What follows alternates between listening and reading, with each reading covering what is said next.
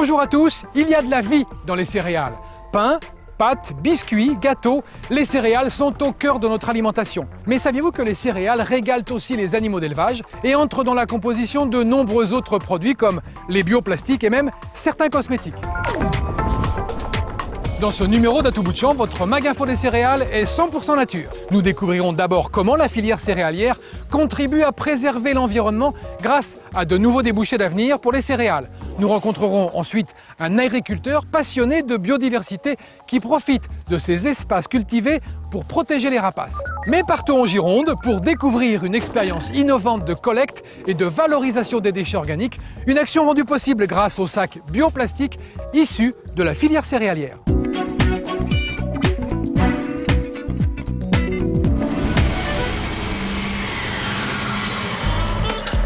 Alors la collecte et la valorisation de la matière organique est un enjeu absolument capital pour les collectivités. Pourquoi? Parce que dans les ordures ménagères, 30% du poids est constitué de déchets alimentaires.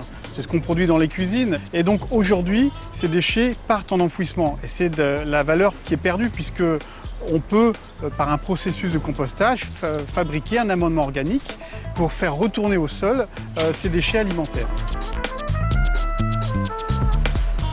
Alors pour faciliter ce geste de tri, puisqu'il s'agit dans les cuisines de détourner tout ce qui est tous les déchets alimentaires, toute la matière organique, nous proposons aux habitants un kit d'équipement composé d'abord d'un sac en amidon de maïs. Et ce sac est lui-même compostable et se dégrade avec les déchets alimentaires tout au long du processus de compostage. On constate que plus de la moitié des habitants participent réellement à l'effort et au tri et détournent 40 kg par habitant et par an de déchets alimentaires. C'était l'objectif que nous nous étions fixés. «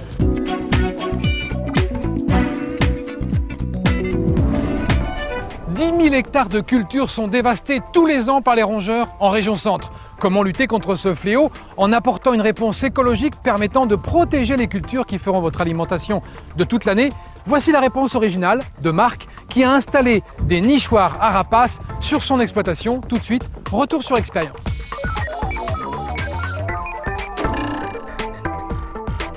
Il y a quelques années, on a eu des grosses attaques de mulots dans les champs. Ça nous a bien préoccupés en tant que producteurs de voir nos cultures ainsi ravagées.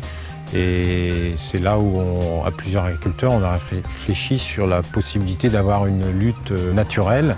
Et c'est là qu'est venue l'idée d'amener des aménagements pour favoriser les prédateurs de ces mulots. Donc notamment des nichoirs qui ont été installés sur des bâtiments et qui ont bien répondu à leurs objectifs. Depuis leur origine, c'est très actif et du coup, on voit beaucoup plus de faucons cresserelles qu'il n'y en avait par le passé. Pour plus d'efficacité, Marc n'hésite pas à se faire aider par une association locale de protection de la biodiversité. Donc les objectifs de l'association, c'est de rechercher, promouvoir et mettre en place des pratiques et des aménagements favorisant la biodiversité dans les exploitations agricoles en région centre. Merci la nature, merci les faucons cresserelles, parce que c'est vrai qu'ils nous ont aidés à nous débarrasser des campagnols et ma foi, c'est une bonne opération gagnant-gagnant, parce qu'en même temps, nous, on leur offre un abri.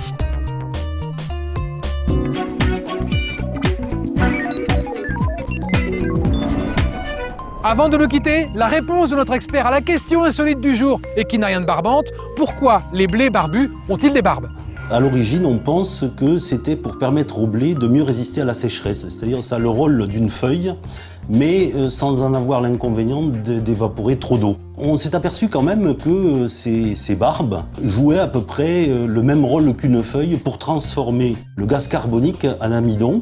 Donc l'amidon, ce qui constitue la farine que l'on trouve dans le grain, sous l'effet de la lumière. Voilà. Et donc ces barbes jouent un rôle quand même au niveau de la photosynthèse. Alors aujourd'hui, ça n'a plus beaucoup d'intérêt par rapport à l'histoire et puis ce pourquoi ça avait lieu d'être, mais ça a quelques utilités. Par exemple, on s'est aperçu que ça gêne les grands animaux, le gibier, et certains agriculteurs utilisent par exemple des variétés barbues pour tenir éloignés les grands animaux prédateurs dans les plaines par exemple.